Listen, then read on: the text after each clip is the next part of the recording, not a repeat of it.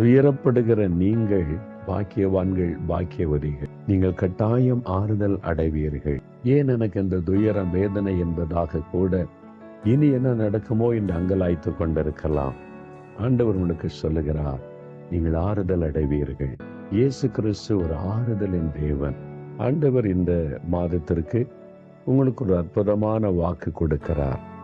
வேத புஸ்தகத்தில் மத்தேயு 5ஆம் அதிகாரம் 4வது வசனத்தில் ஆண்டவர் இயேசு ஒரு அற்புதமான வார்த்தை சொல்லுகிறார்.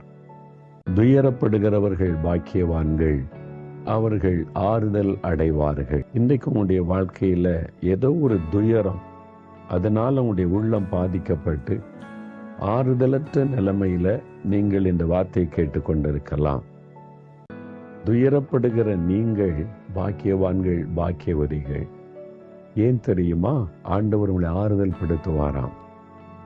நீங்கள் கட்டாயம் ஆறுதல் அடைவீர்கள்.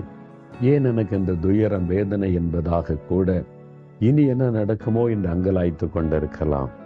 ஆண்டவர் உங்களுக்கு சொல்லுகிறார், நீங்கள் ஆறுதல் அடைவீர்கள். இயேசு கிறிஸ்து ஒரு ஆறுதலின் தேவன். அவர் உங்களை ஆறுதல் படுத்தி உங்களை சந்தோஷப்படுத்த விரும்புகிற ஒரு தேவன்.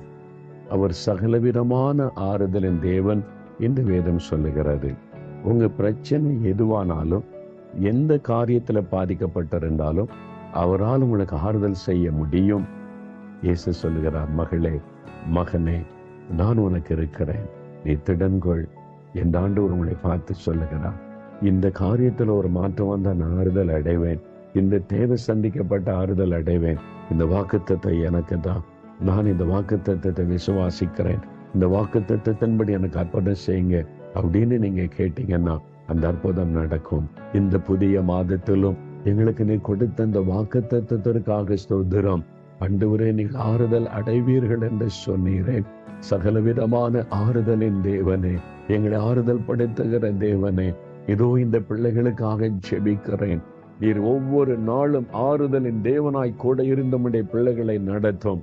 இயேசு கிறிஸ்துவின் நாமத்தில் ஜெபிக்கிறோம் பிதாவே. ஆமென், ஆமென்.